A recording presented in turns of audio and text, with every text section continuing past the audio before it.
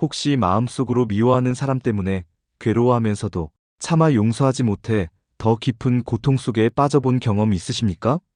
나에게 씻을 수 없는 상처를 준 그 사람. 생각만 해도 가슴이 무너져 내리는 그 기억 앞에서 원수를 사랑하라는 주님의 말씀이 너무나도 멀고 비현실적으로 느껴졌던 순간 말입니다. 용서하고 싶지만 도저히 용서할 수 없는 현실 앞에서 나는 정말 그리스도인이 맞는가? 하는 깊은 자괴감과 영적 침체에 빠지기도 합니다. 오늘 저는 당신의 그 아픈 마음을 누구보다 잘 아시는 주님의 마음으로 도저히 불가능해 보이는 용서를 넘어 원수를 아들로 삼았던 한 사람의 충격적인 실화를 통해 우리 기독교 신앙의 심장이 무엇인지를 확실하게 보여드리려고 합니다. 바로 사랑의 원자탄이라 불렸던 손양원 목사님의 이야기입니다. 이 영상을 끝까지 보시면 당신을 묶고 있는 미움과 상처의 사슬을 끊고 세상을 이기는 진짜 그리스도인의 능력은 어디에서 오는지 분명히 깨닫게 되실 것입니다. 혹시 아직 저희 채널의 구독자가 아니시라면 지금 구독 버튼을 눌러주십시오. 이 채널은 당신의 신앙을 잠깨우고 심장을 다시 뛰게 할 능력의 말씀을 전하는 통로가 될 것입니다. 첫째, 손양원 목사님의 삶은 편안함을 거부하고 스스로 고난의 길을 선택한 부르심에서 시작됩니다. 손양원 목사님은 비교적 유복한 가정에서 태어나 평양신학교와 일본 유학까지 마친 장래가 촉망되는 젊은 지식인이었습니다. 그에게는 얼마든지 편안하고 안정된 목회의 길이 열려 있었습니다. 하지만 그는 그 모든 길을 거부하고 아무도 가려하지 않는 곳 세상이 버린 자들의 땅으로 향합니다. 바로 전라남도 여수에 위치한 나병 환자촌 애양원이었습니다. 당시 나병은 천형이라 불리며 사람들은 나병 환자들을 짐승처럼 취급하고 격리했습니다. 가족에게조 버림받고 사회로부터 철저히 외면당한 채 절망 속에서 죽어가던 그곳으로 젊은 손양원 전도사는 기꺼이 자신의 삶을 던집니다. 왜 그는 모두가 꺼리는 그 길을 선택했을까요? 그것은 바로 예수 그리스도께서 우리에게 보여주신 사랑의 본질 때문이었습니다. 빌립보서 2장 6절에서 8절입니다. 그는 근본 하나님의 본체시나 하나님과 동등됨을 취할 것으로 여기지 아니하시고 오히려 자기를 비워 종의 형체를 가지사 사람들과 같이 되셨고 사람의 모양으로 나타나사 자기를 낮추시고 죽기까지 복종하셨으니 곧 십자가의 죽으심이라. 예수님께서는 하늘 보좌의 영광을 버리고 가장 낮고 천한 이 땅에 오셔서 죄인들의 친구가 되어주셨습니다. 손양원 목사님은 바로 이 예수님의 마음을 품었던 것입니다. 가장 낮은 곳으로 내려가 아무도 사랑하지 않는 그들을 사랑하는 것이야말로 십자가의 길을 따르는 제자의 마땅한 삶이라고 믿었던 것입니다. 우리 중 많은 사람들이 신앙생활을 하면서도 여전히 세상의 성공과 안락함을 추구합니다. 조금이라도 손해보는 길, 남들이 알아주지 않는 섬김의 자리는 피하고 싶어 합니다. 하지만 손양원 목사님의 첫 번째 결단은 우리에게 도전합니다. 당신은 지금 어디를 향해 걸어가고 있습니까? 예수님처럼 기꺼이 자신을 비워 세상이 외면하는 그 낮은 곳을 향해 발걸음을 옮길 용기가 있습니까? 둘째, 그는 말로만이 아닌 온몸으로 사랑을 실천하며 나병 환자들의 아버지가 되었습니다. 애양원에 부임한 손양원 목사님은 단순히 복음을 전하는 사역에만 머무르지 않았습니다. 그는 나병 환자들을 문둥이라고 부르는 것조차 금지하며 그들을 하나님의 귀한 자녀여 자신의 형제자매로 끌어안았습니다. 그는 환자들의 피고름이 흐르는 상처를 맨손으로 빨아내며 치료해 주었고 그들이 먹다 남긴 음식도 개의치 않고 함께 먹었습니다. 당시 사람들은 나병이 공기 중으로도 전염된다고 믿었기에 그의 행동은 자살 행위나 다름없었습니다. 하지만 그는 두려워하지 않았습니다. 오히려 그는 환자들과 똑같이 생활하며 그들의 고통을 자신의 고통으로 여기고 함께 울고 웃었습니다. 그는 버려진 아이들을 위한 보육시설을 만들고 환자들이 자립할 수 있도록 기술을 가르쳤습니다. 애양원은 더 이상 절망의 땅이 아니라 하나님의 사랑 안에서 새로운 소망을 발견하는 작은 천국이 되어갔습니다. 그의 사랑은 어디에서 나온 것일까요? 그것은 인간적인 동정심을 넘어선 하나님의 마음에서 흘러나오는 사랑이었습니다. 요한일서 4장 10절과 11절입니다. 사랑은 여기 있으니 우리가 하나님을 사랑한 것이 아니요 하나님이 우리를 사랑하사 우리 죄를 속하기 위하여 화목제물로 그 아들을 보내셨음이라. 사랑하는 자들아, 하나님이 이같이 우리를 사랑하셨은즉 우리도 서로 사랑하는 것이 마땅하도다. 우리가 먼저 하나님을 사랑한 것이 아니라 하나님께서 먼저 우리를 사랑하셔서 당신의 아들을 내어주셨습니다. 손양원 목사님은 바로 이 먼저 받은 사랑에 압도되었던 것입니다.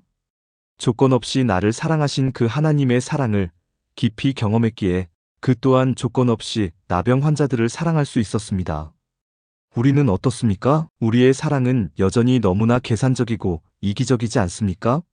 나에게 잘해주는 사람, 나에게 유익이 되는 사람에게는 사랑을 표현하지만 나를 힘들게 하거나 아무런 보답을 기대할 수 없는 사람에게는 쉽게 마음의 문을 닫아버립니다. 하지만 손양원 목사님의 삶은 우리에게 진정한 사랑은 마땅히 해야 하는 것임을 가르쳐 줍니다. 내가 받은 그 놀라운 십자가 사랑 때문에 나 또한 마땅히 다른 사람을, 심지어 세상이 손가락질하는 죄인까지도 사랑해야 한다는 것입니다. 오늘 당신의 사랑을 필요로 하는 애양원은 어디입니까? 당신이 외면하고 있는 그 사람은 누구입니까? 셋째, 그는 인간의 이해를 뛰어넘는 용서, 즉 원수를 아들로 삼는 사랑을 보여주었습니다. 이것이 손양원 목사님의 삶을 가장 빛나게 하는, 동시에 우리를 가장 깊은 고민에 빠뜨리는 사건입니다. 해방 후 좌우익의 대립이 극심했던 시기, 여수 순천 사건이 발발했습니다. 이때 손양원 목사님의 큰아들 동인과 둘째 아들 동신은 공산 폭도들에게 붙잡혀 예수님을 믿는다는 이유로 잔인하게 총살당하고 맙니다. 믿음 좋은 두 아들을 한나란 씨에 잃은 아버지의 마음이 어떠했을까요? 온 교인들과 애양원 식구들이 슬픔과 분노에 잠겨 있을 때 손양원 목사님은 장례식장에서 충격적인 제안을 합니다. 자신의 두 아들을 죽인 원수 안재선이라는 학생을 자신의 양아들로 삼겠다는 것이었습니다. 모두가 경악했고 미쳤다고 수군거렸습니다. 하지만 손양원 목사님은 확고했습니다. 그는 안재선을 살려달라고 간청했고 마침내 그를 자신의 집으로 데려와 친아들처럼 돌보며 복음을 전했습니다. 이것이 어떻게 가능했을까요? 이것은 인간의 감정으로는 도저히 설명할 수 없는 하늘로부터 온 용서였습니다. 그는 훗날 이 용서의 이유를 9가지 감사기도 제목으로 밝혔습니다. 그 중에는 나 같은 죄인의 혈통에서 순교의 자식들을 나오게 하셨으니 감사합니다. 내 아들들의 순교로 전도하게 하셨으니 감사합니다. 그리고 마지막으로 원수를 사랑하라 하신 주님의 말씀을 지킬 수 있는 기회를 주셨으니 감사합니다와 같은 내용이 담겨 있었습니다. 그는 자신의 비극적인 고통 속에서 오히려 하나님의 더 깊은 뜻과 은혜를 발견했던 것입니다. 그가 붙들었던 말씀은 바로 이것이었을 것입니다. 누가복음 23장 34절입니다. 이에 예수께서 이르시되 아버지 저들을 사하여 주옵소서, 자기들이 하는 것을 알지 못함이니이다 하시더라. 자신을 십자가에 못 박는 로마 병정들과 유대인들을 향해 예수님께서 마지막으로 남기신 기도가 바로 용서의 기도였습니다. 손양원 목사님은 바로 이 십자가 위에 예수님의 마음을 품었던 것입니다. 아들을 죽인 원수마저도 용서하지 못한다면 내가 먼저 하나님께 용서받은 그 은혜가 헛된 것이 되리라고 생각했던 것입니다. 이 사건은 우리에게 질문합니다. 당신이 도저히 용서할 수 없다고 생각하는 그 사람은 누구입니까? 혹시 당신의 아픔이 너무 커서 하나님의 용서의 능력마저 제한하고 있지는 않습니까? 손양원 목사님의 용서는 우리에게 진정한 용서는 감정의 문제가 아니라 믿음의 결단이며 그 결단은 오직 십자가의 은혜 안에서만 가능함을 보여줍니다. 넷째, 그는 믿음의 절개를 지키다 순교의 영광에 이릅니다. 손양원 목사님의 삶은 일제강점기 신사참배 강요 앞에서 이미 순교를 각오했던 삶이었습니다. 그는 신사참배가 명백한 우상숭배임을 외치며 거부하다가 5년 동안이나 감옥에 갇혀 온갖 고문을 당했습니다. 해방이 되어서야 풀려났지만 그의 몸은 이미 만신창이가 되어 있었습니다. 하지만 그는 조금도 쉬지 않고 다시 애양원으로 돌아와 환자들을 돌보았습니다. 그러던 중 한국전쟁이 발발하고 북한군이 남쪽으로 내려오게 됩니다. 모든 사람들이 피난길에 올랐지만 손양원 목사님은 내가 여기 환자들을 두고 어떻게 떠나느냐며 끝까지 애양원을 지켰습니다. 결국 그는 북한군에게 체포되었고 공산주의를 받아들이라는 회유와 협박을 끝까지 거부했습니다. 그리고 마침내 1950년 9월 28일 밤 여수 근교 미평 과수원에서 총살당하여 순교의 제물이 됩니다. 그가 마지막 순간까지 내 영혼을 아버지께 부탁합니다라고 기도하며 자신을 쏘려는 병사들을 위해 기도했다는 증언은 그의 삶이 얼마나 철저하게 예수 그리스도를 닮아 있었는지를 보여줍니다. 그는 죽음 앞에서도 두려워하지 않았습니다. 오히려 하늘의 영광을 바라보며 기쁨으로 순교의 잔을 받았습니다. 요한계시록 2장 10절은 서머나 교회에게 이렇게 약속합니다. 네가 죽도록 충성하라 그리하면 내가 생명의 관을 내게 주리라. 손양원 목사님은 바로 이 약속의 말씀을 자신의 삶과 죽음으로 온전히 이루어낸 것입니다. 그는 죽음으로써 끝난 것이 아니라 죽음을 통해 영원한 생명의 면류관을 얻었습니다. 그의 순교는 우리에게 묻습니다. 당신은 무엇을 위해 살고 있으며 무엇을 위해 죽을 수 있습니까? 이 땅에서의 잠깐의 안락함이 아니라 영원한 하늘의 상급을 바라보며 오늘도 믿음의 경주를 끝까지 달려갈 준비가 되어 있습니까? 손양원 목사님의 순교는 우리 시대의 그리스도인들에게 값싼 복음이 아닌 핏값으로 사신 복음의 진정한 가치를 되새기게 하는 엄숙한 도전입니다. 다섯째, 그의 사랑과 용서는 죽음을 넘어 생명의 열매를 맺었습니다. 손양원 목사님은 순교했지만 그가 뿌린 사랑의 씨앗은 결코 죽지 않았습니다. 그가 양아들로 삼았던 안재선은 손양원 목사님의 순교 이후에도 그의 가족들의 보살핌 속에서 신학을 공부하고 전도사가 되어 평생을 아버지의 사랑에 빚진 자로서 살아가며 복음을 전하는 삶을 살았습니다. 원수의 아들이었던 그가 사랑의 아들이 되어 수많은 영혼을 주님께로 인도하는 생명의 통로가 된 것입니다. 이것이야말로 용서가 가져온 가장 놀라운 기적이 아니겠습니까? 또한 손양원 목사님의 삶과 순교 이야기는 오랜 시간 동안 수많은 한국 그리스도인들의 마음에 깊은 감동과 도전을 주었습니다. 그의 이야기는 연극으로, 영화로, 책으로 만들어져 이기주의와 물질주의가 만연한 이 시대 속에서 진정한 그리스도인의 삶이 무엇인지를 끊임없이 묻고 있습니다.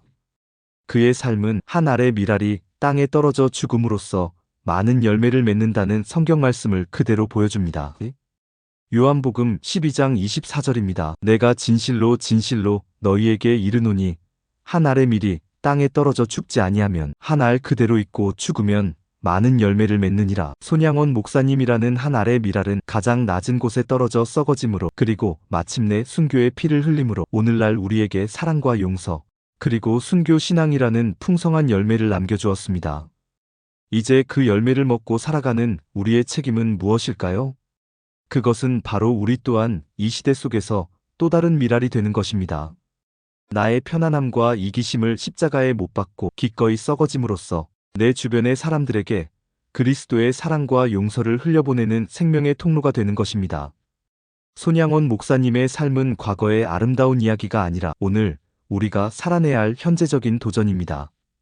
오늘 우리는 사랑의 원자탄 손양원 목사님의 삶을 통해 그리스도인의 삶의 본질을 보여주는 5가지 발자취를 따라가 보았습니다.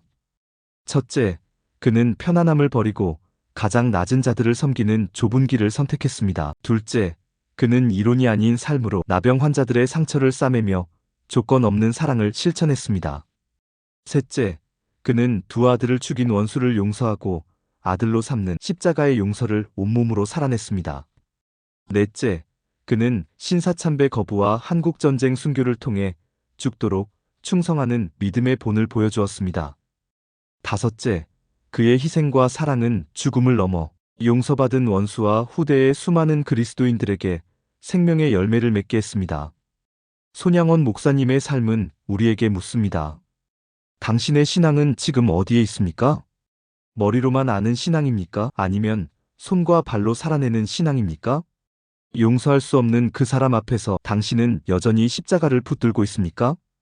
오늘 말씀을 통해 손양원 목사님이 보여주신 그 위대한 사랑과 용기에 도전받으셨다면 좋아요를 눌러주십시오. 그리고 그의 삶에서 당신에게 가장 깊은 울림을 준 부분이 무엇인지 혹은 당신이 삶 속에서 실천하고 싶은 작은 결단이라도 있다면 댓글로 함께 나누며 서로를 격려해 주시길 바랍니다. 이제 기도하겠습니다. 하나님 아버지, 오늘 저희에게 손양원 목사님의 귀한 삶을 통해 진정한 그리스도인의 길이 무엇인지 보여주시니 감사합니다. 저희의 연약함을 아시는 주님, 저희에게도 손양원 목사님이 품었던 예수 그리스도의 마음을 부어주시옵소서. 세상의 편안함보다 좁은 길을 선택할 용기를 주시고 계산적인 사랑을 넘어 조건 없이 섬기는 사랑을 실천하게 하옵소서. 도저히 용서할 수 없는 사람을 마주할 때 십자가에서 나를 먼저 용서하신 주님의 은혜를 기억하게 하시고 용서의 발걸음을 내디딜 힘을 주시옵소서. 마지막 순간까지 믿음을 지키며 주님 앞에 서는 그날까지 날마다 한 알에 썩는 밀알로 살아감으로 우리의 삶을 통해 많은 생명의 열매를 맺기를 바랍니다.